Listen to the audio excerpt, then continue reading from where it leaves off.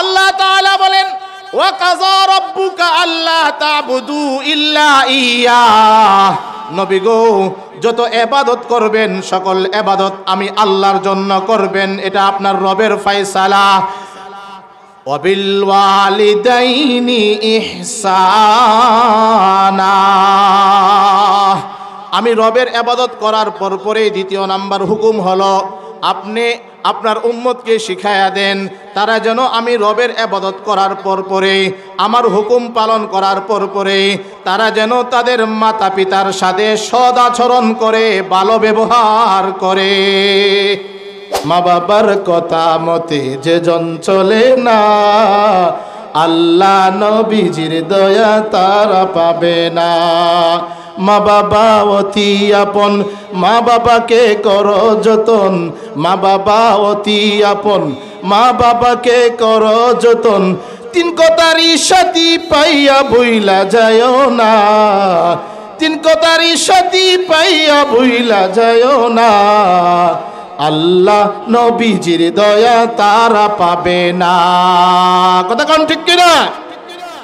উপস্থিত মুআজ্জাজ মুহতারাম ওয়াজিবুল ইহতিরাম হযরত উলামায়ে কেরাম, আজকের মজলিসের সম্মানিত সভাপতি ও সামনে উপবিষ্ট দিন দরদি মুসলমান ভাইয়েরা, পর্দার অন্তরালে অবস্থিত আমার মা ও বোনেরা,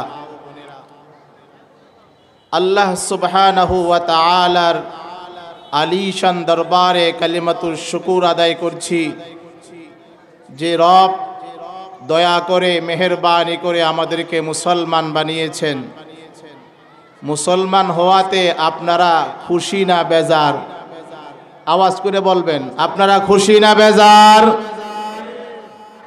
আল্লাহ সুবহানাহু ওয়া তাআলার কালিমাতুর শুকুর আদায় করছি অন্তরের অন্তঃস্থল থেকে, কণ্ঠ ছেড়ে দিয়ে প্রাণ ভরে মহাব্বত নিয়ে জোরে সোরে বলি আলহামদুলিল্লাহ। লক্ষ কোটি সালাম এবং দরুদ মানব সভ্যতার অগ্রগতিতে যার অবদান সর্বাপেক্ষা বেশি, যিনি বিভ্রান্তকর মানবতাকে সত্যপথের দিশা দিয়েছিলেন, যার অক্লান্ত পরিশ্রমের ফলে 1400 বছর পরে আইসা আমরা নির্ভেজাল খাঁটি ইসলাম পেয়েছি, যার পবিত্র চেহারা দেখে সাহাবায়ে কেরামের পেটের ক্ষুধা নিবারণ হয়ে যাইত, যার আঙ্গুলের ইশারায় সুদূর আকাশের চাঁদ দ্বিখণ্ডিত হয়ে যাইত, যার প্রেমে পশু পাখি সহ পাগল ছিল। সকলে বলেন তার নাম কি? মুহাম্মাদুর রাসূলুল্লাহ সাল্লাল্লাহু আলাইহি ওয়াসাল্লাম। আপনার আমার নয়নের মণি, কলিজার টুকরা নবী মুহাম্মাদুর রাসূলুল্লাহ সাল্লাল্লাহু আলাইহি ওয়াসাল্লামের উপর আমরা দুরুদ হাদিয়া প্রেরণ করছি। আল্লাহ তাআলা আমাদের পক্ষ থেকে লাখ কোটি সালাম এবং দুরুদ সোনার মদিনা পৌঁছে দেখ। সকলে চিৎকার করে বলি আমিন। সম্মানিত উপস্থিতি, আমি আপনাদের সামনে সূরাতুল বানী ইসরাঈলের একটি আয়াত তেলাওয়াত করেছি। এই আয়াতে কারিমার সূত্র ধরে আমি আলোচনা করব, যে আলোচনাটি আমাদের যুব সমাজ এবং আমাদের সকলের জন্য খুবই জরুরি। অনেকেই ধারণা করতে পেরেছেন আমি কি বিষয়ে কথা বলবো। যে একটি কমন দোয়া পড়েছি, এই দোয়ায় আপনারা বুঝতে পারছেন যে আমার আজকের আলোচনা মাতা পিতার খেদমত, মাতা পিতার প্রতি সৎ আচরণ, এই বিষয়ে আমি আলোচনা করব। কথা কোন ঠিক কিনা? আপনারা যারা আছেন মা বাবা নাই কার কার হাত তুলেন তো। আমরা দোয়া করি আল্লাহ তাআলা আমাদের আব্বা আম্মার কবরকে জান্নাতের বাগিচা বানিয়ে দেখ। সকলে বলি আমিন। প্যারে দোস্ত, আল্লাহ তাআলা কালামুল্লাহ শরীফে বলেন ওয়া কাযা রাব্বুকা আল্লা তা'বুদু ইল্লা ইয়্যাহু ওয়া বিল ওয়ালিদাইনি ইহসানা। নবী হে আমার, আপনার রবের সিদ্ধান্ত আমি আল্লাহ ছাড়া আর কারো ইবাদত করতে পারবেন না। যত ইবাদত হবে সব আমি আল্লাহর জন্য হবে। লা তা'বুদু ইল্লাল্লাহ, আল্লাহ ছাড়া আর কারো ইবাদত করতে পারবেন না। সকলে চিৎকার করে বলেন, ইবাদত হবে কার জন্য? আরো জোরে বলেন, ইবাদত কার জন্য হবে? সকল ইবাদত আল্লাহর জন্য হবে। আল্লাহ তাআলা বলেন, ওয়া কাযা রাব্বুকা আল্লা তা'বুদু ইল্লা ইয়্যাহ। নবী গো, যত ইবাদত করবেন সকল ইবাদত আমি আল্লাহর জন্য করবেন, এটা আপনার রবের ফয়সালা। ওয়াবিল ওয়ালিদাইনি ইহসানা। আমি রবের ইবাদত করার পরেই দ্বিতীয় নাম্বার হুকুম হলো, আপনি আপনার উম্মতকে শিখায়া দেন তারা যেন আমি রবের ইবাদত করার পরে আমার হুকুম পালন করার পরে তারা যেন তাদের মাতা পিতার সাথে সদ আচরণ করে, ভালো ব্যবহার করে। আল্লাহর পরে কার অবস্থান? আল্লাহর ইবাদতের পরে কার খেদমত? আল্লাহর আদেশের পরে কার আদেশ? মাতা পিতার আদেশ। আল্লাহ তাআলা আয়াতের পরের অংশে বলেন, ও দুনিয়ার মানুষেরা শুনো, ইম্মা ইয়াবলুগান্না ইনদাকাল কিবারা আহাদুহুমা আও কিলাহুমা ফালা তাকুল লাহুমা উফ।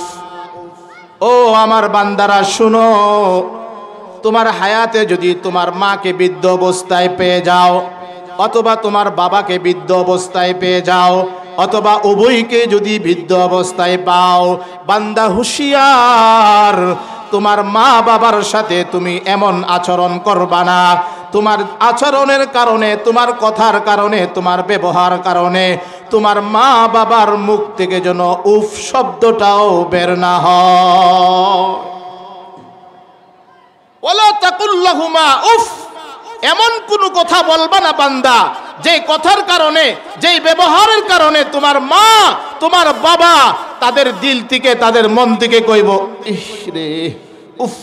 এরকম কোনো আফসোসের শব্দ, আফসোসের কোনো ভাষা, আফসোসের কোনো অথবা মুখ দিয়ে এরকম কিছু উচ্চারণ যেন তোমার মা বাবা তোমার প্রতি না করে।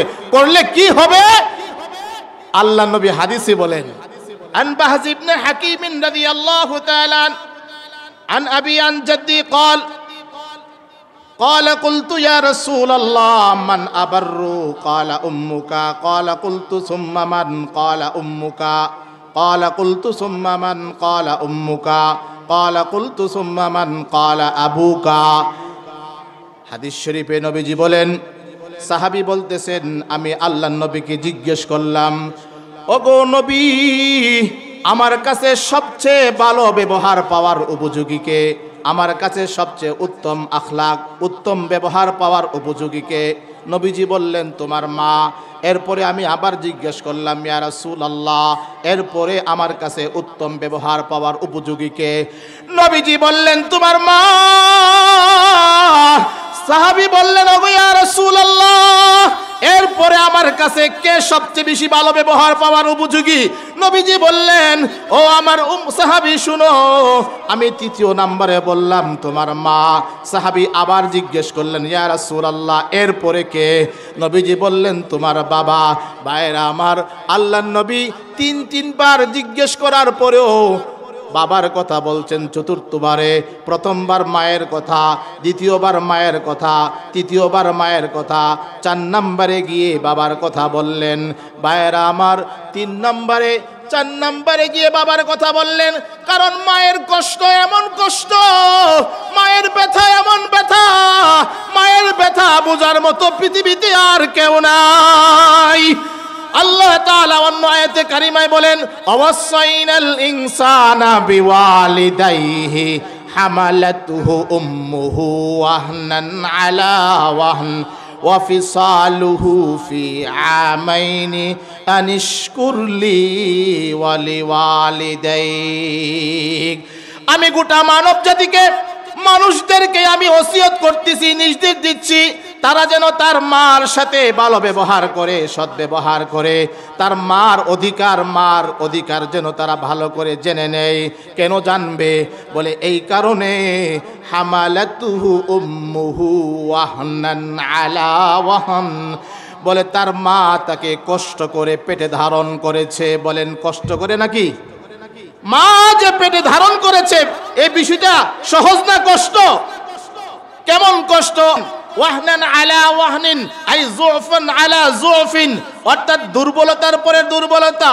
আমি যখন আমার মায়ের পেটে প্রথম আসলাম, যখন খবর আসলো আমার মা গর্ভে বাচ্চা এসেছে, এলাকাবাসী যখন খবরটা আমার আব্বার কাছে গেছে, আব্বা খুশি, দাদির কাছে গেছে, দাদি খুশি, হ্যাঁ দাদার কাছে গেছে, দাদি খুশি, পরিবারের সবাই খুশি। ঘরে নতুন মেহমানের আগমন হবে, কথা কোন ঠিক কিনা? নতুন আগমন, নতুন মেহমানের আগমন হবে, এই জন্য ঘরের সকল সদস্যরা খুশি। কিন্তু আমার মা, আমি গর্ভে আসার সাথে সাথে আমার মায়ের খাবার বন্ধ হয়ে গেছে। আমার মা যখন আমি পেটে আসলাম, আমার পেটে আসার কারণে মায়ের পেটের খিদা বন্ধ হয়ে গেছে। মা যখন খাইতে যাইতো, খাবার মুখে উঠাইলেই গন্ধের কারণে বমি আইসে যাইতো। মা খাইতে পারে না, খাইলেই বমি হইতো। বমি করতে করতে কেমন যেন কলিজা বের হয়ে যায়। এত কষ্ট করে তোমার আমার মা গর্ভে ধারণ করেছে। আল্লাহ বলেন হামালাতহু উম্মুহু ওয়াহনান আলা ওয়াহনিন, বান্দারে তোর মা তোরে অনেক কষ্ট করে গর্ভে ধারণ করেছে। এই জন্য তোকে আমি ওসিয়ত করতেছি, তোকে আমি উপদেশ দিচ্ছি রে বান্দা, তুই তোর মায়ের অধিকারগুলো ভালো করে জান, মায়ের খেদমত কর, মাকে ভালোবাস, মাকে কলিজা ভৈরা আদর সোহাগ কর, মায়ের খেদমত কর রে বান্দা। আল্লাহ তাআলা আয়াতের পরের অংশে বলেন ওয়া হামলুহু ওয়া ফিসালুহু ফি আমাইনি আনিশকুরলি ওয়া লিওয়ালিদাইক। শুধু তোকে পেটে ধারণ করেছে এটাই শেষ না, যখন তুই আস্তে আস্তে পেটের মধ্যে বড় হইলে বান্দারে তোর মা ভালো বুড়া অনেক কিছু খাইতো। এই খাদ্যের ভিটামিন তোর মার গর্ভে, তোর মার পেটের ভিতরে তৈরি হইতো। এই ভিটামিনগুলা নাভি হইয়া তোর মার শরীরে ভিটামিন জুগাইতো না, নাভি হইয়া তোর শরীরের মধ্যে চলে যাইতো। আর তোর মার শরীরের মধ্যে ভিটামিনের ঘাটতি দেখা দিত, তোর মার শরীরের মধ্যে পানির ঘাটতি দেখা দিত, তোর মার শরীরে আয়রনের ঘাটতি দেখা দিত। দৌড়াইয়া তোর বাবা ডাক্তারের কাছে নিয়ে যাইতো। ডাক্তার বলতো ও বাবা, আপনার স্ত্রীর শরীরের মধ্যে রক্ত শূন্যতা দেখা দিছে, আপনার স্ত্রীর শরীরের মধ্যে পানির শূন্যতা দেখা দিছে, আপনার স্ত্রীর শরীরের মধ্যে আয়রনের শূন্যতা দেখা দিছে। আমার মা আমাকে গর্ভে ধারণ করতে গিয়া শরীরে রক্ত শূন্যতা হয়েছে। আমার মা বসতে গেলে উঠতে পারতো না, উঠতে গেলে বসতে পারতো না, আরাম করে শুইতে পারতো না। রাত গভীরে আমার মা ঘুমায় আছে, আমার দাদিও ঘুমায় আছে, আত্মীয় স্বজনরা ঘুমায় আছে। আমার মা হঠাৎ করে রাত গভীরে ঘুম ভেঙে যায়, হঠাৎ করে উঠে বসে যায়। দাদি জিজ্ঞাসা করে বৌমা গো কেন উঠা গেলা? বৌমা গো কেন উঠলা? মা আমার কোনো অভিযোগ করে নাই। বলে না না কিচ্ছু হয় নাই। মা বলে নাই আমার ছেলেটা লাথি মারছে পেটে, আমার ঘুম ভেঙে গেছে, অভিযোগ দেয় নাই। মা বলছে আমার বাচ্চা মনে হয় আমার গর্ভের ভিতরে আমার পেটে নড়াচড়া করছে, এই জন্য ঘুমটা ভেঙে গেছে রে বাবা। ভালো করে খেয়াল করে শুন রে বাবা, তোর মা তোকে ওই দিন বলে নাই আমার সন্তান আমার পেটে লাথি দিছে, এটা অভিযোগ দেয় নাই। ও সন্তানেরা, আজকে যারা মাকেও কষ্ট দাও, মাকে দুঃখ দাও, তোমার পায়ে দড়ি হাতে দড়ি রে বাবা। তুই তোর মায়ের পেটে থাকা অবস্থায় কত লাথি মারছিস কলিজায়, তোর মা কোনোদিন তোকে অভিযোগ দেয় নাই। যখন তোমাকে দুনিয়াতে আনার জন্য প্রসব ব্যথা, যখন প্রসব ব্যথা শুরু হয়ে যায়, বাবা আমার, বন্ধুরা আমার, মায়ের প্রসব বেদনা কত কঠিন, যারা দেখছো তারা বুঝো। এমনও আমি দেখেছি রে বাবা, অনেক মায়েরা তার স্বামীর কাছে গিয়ে বলে ও স্বামী, আমার এমন ব্যথা শুরু হয়েছে, মনে হয় আমি আর বাঁচবো না। স্বামী গো বিদায় দাও, বিদায় দাও। যদি বেঁচে থাকি দেখা হবে, আর যদি মারা যায় তোমার সাথে হাসরের মাঠে দেখা হবে। বাবা গো, তোমার আমার মা জীবন মরণ বাজি রাইখা মৃত্যুর মুখ থেকে বেঁচে আইসা তোমাকে আমাকে দুনিয়াতে নিয়ে এসেছে।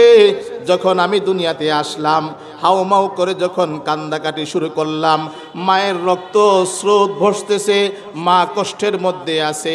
এরপরও মা বলে, কে আসো গো, আমার কলিজা ছেঁড়া ধনটা আমার কাছে দাও। কলিজা ছেঁড়া ধনটাকে দেখে আমার নয়ন জুড়াই।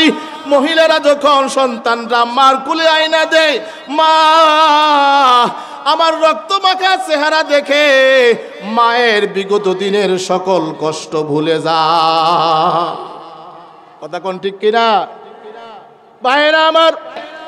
এই মায়ের যারা দুঃখ দেয় তাদের কপালে শান্তি নাই, তাদের কপালে কোনো সুখ নাই, তাদের কপালে কোনো ভালো কিছু নাই। আল্লাহর নবী হাদিসে বলেন, قال رسول الله صلى الله عليه وسلم رضا الرب في رضا الوالد سخط الرب في سخط الوالد। ও আমার উম্মতেরা শুনো, আমি মাওলা পাকের, আমার মাওলা পাকের সন্তুষ্টি তোমার মায়ের বাবার সন্তুষ্টি। মা যদি সন্তুষ্ট থাকে আল্লাহ সন্তুষ্ট, মা যদি অসন্তুষ্ট হয় আরশে আজিমের মালিক তোমার উপর অসন্তুষ্ট। তোমার জীবনে যদি হজ থাকে, তোমার জীবনে হাজার হাজার দানের সদকার সওয়াব থাকে, তোমার আমল নামায় যদি হাজার হাজার নামাজের সওয়াব থাকে, পাথর পরিমাণ সওয়াব তোমার আমল নামায় আছে, কিন্তু তোমার মা তোমার উপর সন্তুষ্টি না, তোমার মা তোমার উপর অসন্তুষ্ট। আল্লাহর কসম দিয়ে বলি, আল্লাহর কসম দিয়ে বলি, কাল কিয়ামতের ময়দানে মা অসন্তুষ্ট থাকার কারণে তোমার আমার কপালে জাহান্নামের সিল লেগে যাবে। ভাইয়েরা আমার, আর যদি মায়ের দোয়া নিতে পারেন, মাকে কষ্ট না দিয়ে যদি মায়ের দোয়া নিতে পারেন, তাহলে কপাল খুলে যাবে, কপাল। আমরা তো আফসোস করি, আমি ওই সমস্ত লোকদের জন্য পীর সাহেবের বাড়িতে যায় দোয়ার লেগা, ওই শাহজালালের মাজারে যায়, শাহ বুগদাদির মাজারে যায়, শাহ আলীর মাজারে যায়, কেরে বাচ্চা হয় না, এই দোয়া সেই দোয়া ইত্যাদি দোয়া আনার জন্য তারা ওই সমস্ত পীর বুজুর্গদের কাছে যায়। আল্লাহ নবী হাদিসে বলেন, 3 ব্যক্তির দোয়া নিশ্চিত কবুল। কয় ব্যক্তির দোয়া? 3 ব্যক্তির দোয়া। সালাসুন দাওয়াতুন মুস্তাজাবাতুন লা শাক্কা ফিহিন্না। 3 ব্যক্তির দোয়া আছে নিশ্চিত কবুল, এতে কোনো সন্দেহ নাই। 1 নম্বর হলো দাওয়াতুল মাজলুম, অত্যাচারিত মাজলুমের বদদুয়া।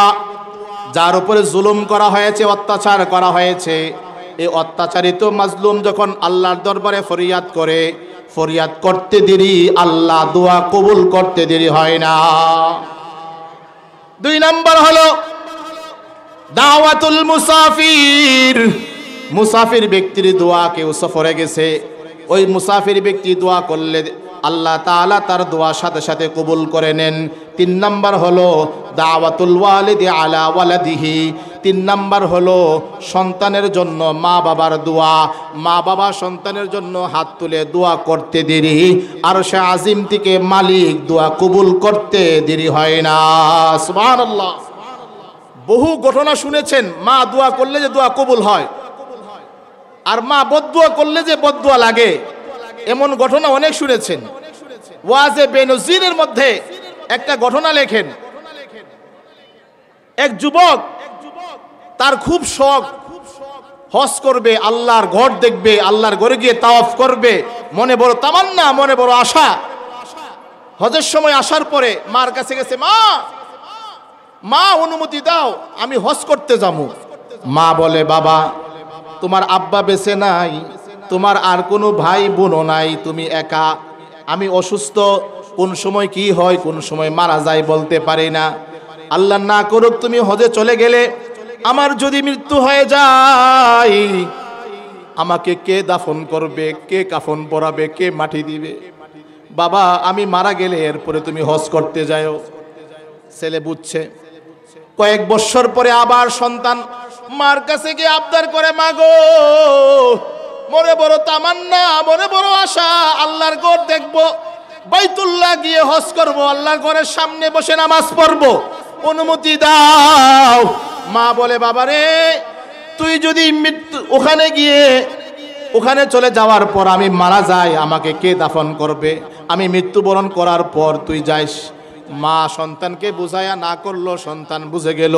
তৃতীয় বৎসর আসার পরেও সন্তান গিয়ে মার কাছে গিয়ে আবার আবদার করে, মা তাকে বারণ করে, কিন্তু সন্তান এবার মার কথা না শুনে বারবার মা না করে। মা কিন্তু কিচ্ছু হয় না, সুস্থ অবস্থায় আছে, মারাও যায় না। সন্তান ভাবতেছে যে 3 বছর যেহেতু মারা যায় না, আর মনে মরতো না, হ্যাঁ আমি হজ করে চলে আসি তাড়াতাড়ি। এই বুঝা মার অনুমতি ছাড়াই সন্তান রওনা দিছে হজ করার জন্য। আগে তো এরকম ভিসা পাসপোর্ট ছিল না, দেশের বাউন্ডারিও ছিল না, সীমানা ছিল না, গাট্টি পুস্কা এরকম ভাবে বাইদা সন্তান রওনা দিছে হজ করার জন্য।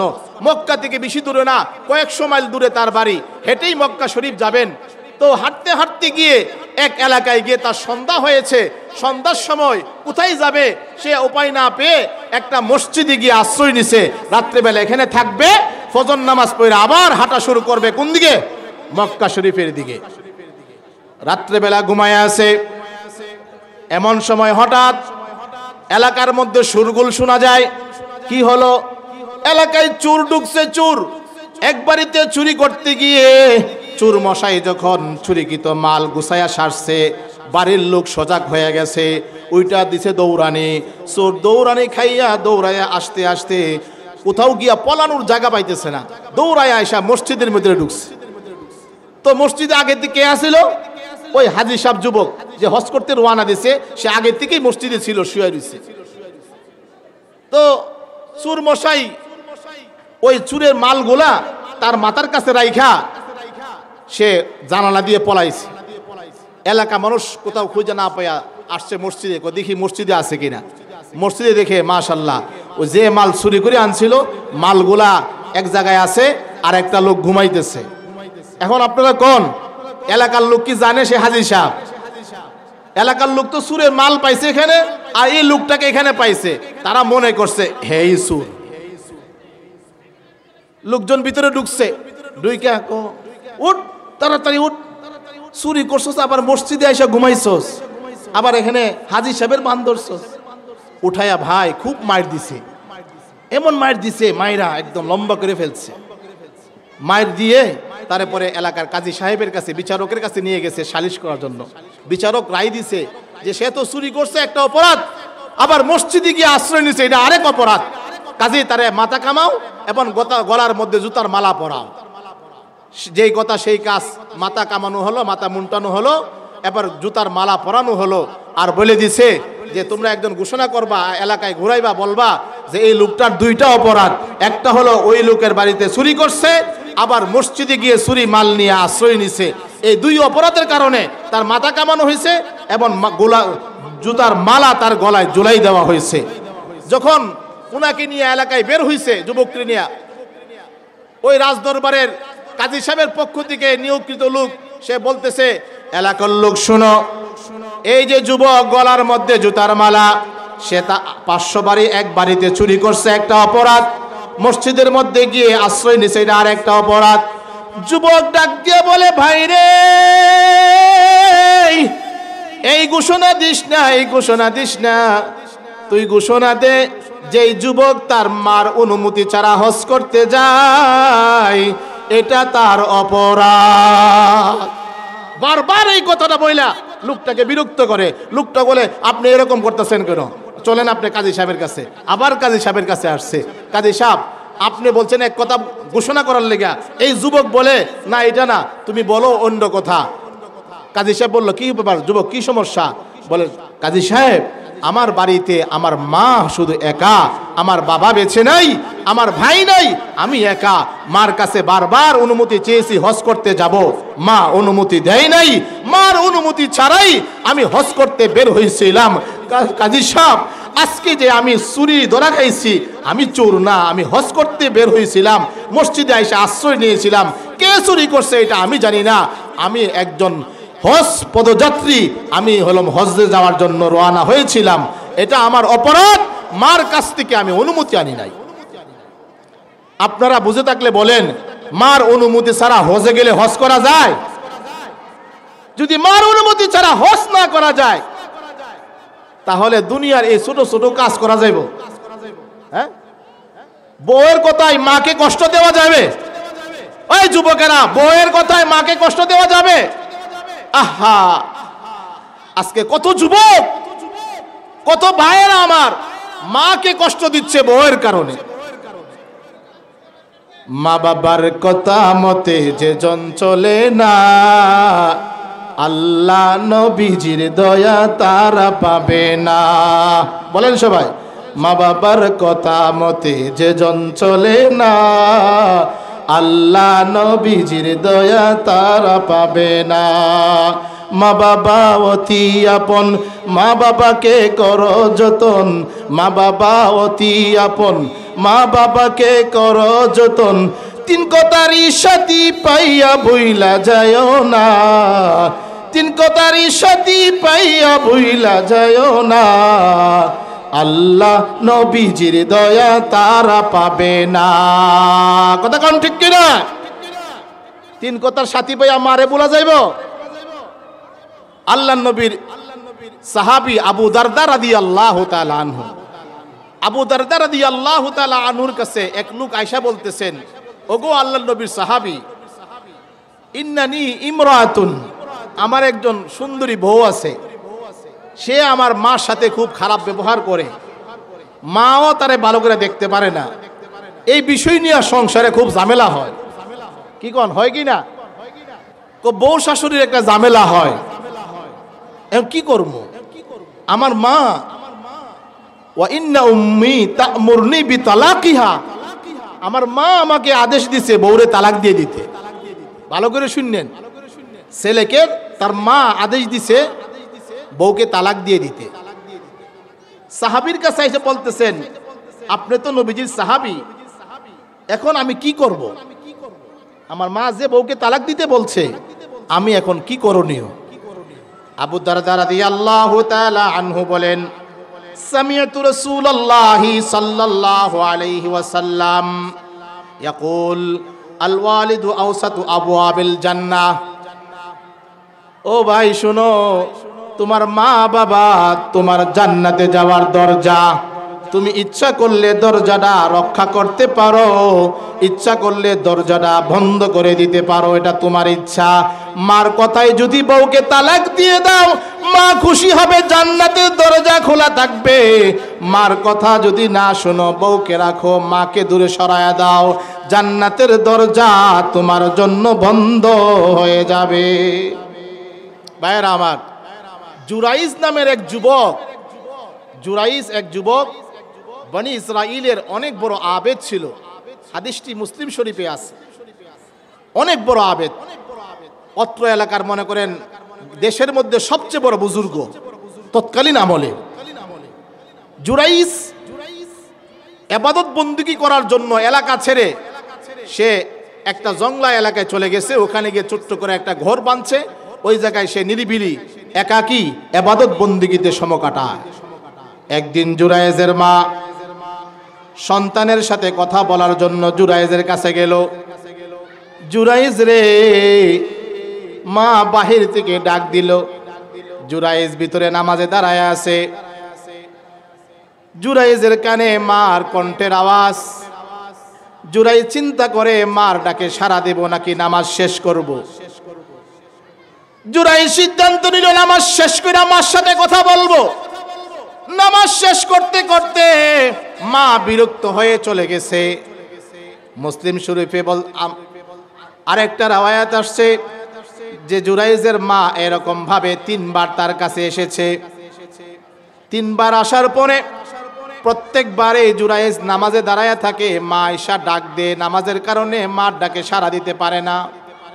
তৃতীয়বার যখন জুরাইজের কাছে তার মা এসে ডাক দিল, জুরাইজ, ভিতর থেকে কোনো সারা শব্দ আসে না। জুরাইজ নামাজের মধ্যে মশগুল। এমন সময় মার মধ্যে কষ্ট লেগে যায়।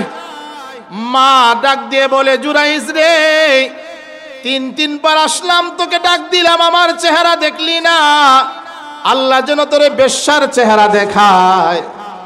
এই বদদুয়া দিয়ে জুরাইজের মা চলে গেছে। ওই এলাকার একটা সুন্দরী মেয়ে ছিল, যে জুরাইজের প্রতি খুব আসক্ত ছিল। জুরাইজের কাছে সে তার প্রেম প্রস্তাব পাঠানোর পরে সে অস্বীকার করছে। ওই মহিলা বলছে যে জুরাইজকে আমি ফিতনায় ফেলাবো। সে আকাম করে বিভিন্ন খারাপ কাজ করে তার পেটে বাচ্চা নিছে, বাচ্চা প্রসব হয়েছে। লোকেরা জিজ্ঞেস করছে, এই মেয়ে, তুই বিয়ে করলি না, তোর পেটে বাচ্চা আসলো কই থেকে? বলে, আমার এই বাচ্চার বাবা হলো ওই জগৎ বিখ্যাত বুজুর্গ জুরাইজ। এলাকার লোকেরা তো শুই না, আস্তাগফিরুল্লাহ, এতদিন কারে আমরা মহব্বত করছি, এত বড় হুজুর, এত বড় বুজুর্গ, হ্যাঁ, উনি বুঝে এই কাম করছে। সকলে মিল্লা গিয়ে একত্রিত হয়ে জুরাইজের বাড়িটা ভাঙছে, হুজুরকে খুব মারছে। মারার পরে জিজ্ঞেস করলো, আমার মারতেছে কেন? বলে, এই কাম করছো, খবর নাই তোমার? ঠিক আছে, বাচ্চাটা নিয়ে আসো। বাচ্চাটাকে আনলো। বাচ্চার বয়স 21 দিন, কেউ বলছে কয়েক মাস। জুরাইজ গোসল করে সে পবিত্র হয়ে নামাজ পড়লো 2 রাকাত, বাচ্চাকে কোলে নিল, নিয়ে জিজ্ঞেস করছে, বাচ্চা তোর বাবাকে? এই ছোট্ট বাচ্চা সে তার মুখ দিয়ে কথা বলা শুরু করছে যে আমার বাবা হলো এলাকার ওই রাখাল। এই আশ্চর্য ঘটনা শুনে দেখে এলাকাবাসী সকলেই জুরাইজকে আবার তার কাছে মাপ চাওয়া শুরু করলো। হুজুর, আপনি যে বুজুর্গ, আমরা আগেই জানতাম, এই যে একটা ভুল হয়ে গেছে, আমাদেরকে মাফ করে দেন, আপনার ঘরটা স্বর্ণ দিয়ে বাধাই করে দেবো, আপনি যেভাবে চান সেভাবে করে দেবো, আমাদেরকে মাফ করে দেন। ও না, তোমাদের কোনো দোষ নাই, দোষটা আমারই, এটা আমার মায়ের বদদুয়া। কার বদদুয়া? জোরে আওয়াজ করেন, কার বদদুয়া? মায়ের বদদুয়া। বলে, আমার মা আমাকে ডাক দিছিল, মায়ের ডাকে সাড়া দেই নাই, নামাজি মশগুল ছিলাম, এই জন্য মা আমার জন্য বদদুয়া করেছে। মায়ের বদদুয়ার কারণে আমার 100 বছরের বুজুর্গের মধ্যে এই কলঙ্কের দাগ লেগেছে। কাজেই যত বড় বুজুর্গ হোক, যত বড় পিসাবি হোক, মাকে সেবা না করলে, মায়ের দোয়া না নিলে, মা যদি তার প্রতি সন্তুষ্ট না থাকে, তার বুজুর্গের কোনো দাম। এই মা আর বাবার প্রতি আমাদের সৎ আচরণ, এটা অত্যন্ত জরুরি। আমি আপনাদের কাছে এই কথাটা বলে শেষ করব, মা বাবার দোয়া যদি নিতে পারেন 5টা উপকার আছে। কয়টা উপকার মনে রাখবেন? মা বাবার দোয়া যদি নিতে পারো গো, আল্লাহ তাআলা দুনিয়াতে 5টা পুরস্কার দিবেন। 1 নম্বর পুরস্কার হলো, মা যদি তোমার জন্য দোয়া করে, আল্লাহ তাআলা তোমার হায়াত বাড়ায়া দিবেন। সুবহানাল্লাহ। দেখেন, মা যখন সন্তানের জন্য কারো কাছে দোয়া চায়, বলে আমার ছেলের জন্য দোয়া কইরো, আল্লাহ যেন আমার মাথার চুল পরিমাণ তারে হায়াত দেয়, কয় কিনা? এই জন্য মাকে যদি সেবা করতে পারেন ভালো করে, মা যদি আপনাকে দোয়া দিয়ে যায়, তাহলে 1 নম্বর পুরস্কার পাইবেন, দুনিয়াতে আপনার হায়াত আল্লাহ বাড়ায়া দিবেন। 2 নম্বর হলো, যদি মা বাবা আপনাকে দোয়া দিয়ে যায়, মা বাবার দোয়া যদি নিতে পারেন সেবা করে, তাহলে আল্লাহ তাআলা আপনাকে দুনিয়াতে সম্মান দান করবেন, আখিরাতেও সম্মান দান করবেন। সম্মান পাওয়ার জন্য কার দোয়া দরকার? পীর সাহেবের? হ্যাঁ, আরে অনেকে আছে ঘরে মা রে খাবার দেয় না, আরে বাবা রে বাবা, পীর সাহেব আইলে পীরের বাড়িতে গরু নিয়ে যা, পীরের বাড়িতে খাসি নিয়ে যা, ঘরের বড় মুরুগটা নিয়ে যা, যায় কিনা? আর ঘরের মাকে খাওয়া না, আরে বড় পীর তো হলো আমার ঘরের মা, মাকে খাওয়াও, মার কলিজা ঠান্ডা করো, আরশ ঠান্ডা হয়ে যাবে। তাহলে মার সেবা করলে সম্মান বাড়াই দিবেন কে? আল্লাহ। 3 নম্বর হলো, যদি মার খেদমত করে দোয়া নিতে পারেন, তাহলে আল্লাহ তাআলা আপনার রিজিকের মধ্যে বরকত দান করবেন। রিজিক কোন দিক থেকে রিজিক আসবে, আমি এগুলোর সাথে অনেক ঘটনা আছে, প্র্যাকটিক্যাল ঘটনা আছে, যে সেবা করার কারণে, মা দোয়া করার কারণে রিজিক বাড়ছে, সরাসরি চক্ষুষ দেখা রিজিক বেড়ে গেছে, এরকম ঘটনা আছে। আলোচনা লম্বা হলে বলতে পারতাম। তাহলে 3 নম্বর কি? মার সেবা করলে, বাবার খেদমত করলে আল্লাহ তাআলা দুনিয়াতে রিজিক বাড়াই দিবেন। দোকানদার ভাইয়েরা দোকানে বরকত পাওয়ার জন্য, ব্যবসা বেশি হওয়ার জন্য মার দোয়া নাও, বাবার দোয়া নাও। ব্যবসায়ী ভাইয়েরা, চাকরিজীবী ভাইয়েরা যারাই আছেন, সকলের কাছে আমার উদাত্ত আহ্বান থাকবে, আপনার মা এলাকায় থাকে, আপনি এখানে থাকেন, কাজ করেন, মার খবর প্রত্যেক দিন খবর নেবেন।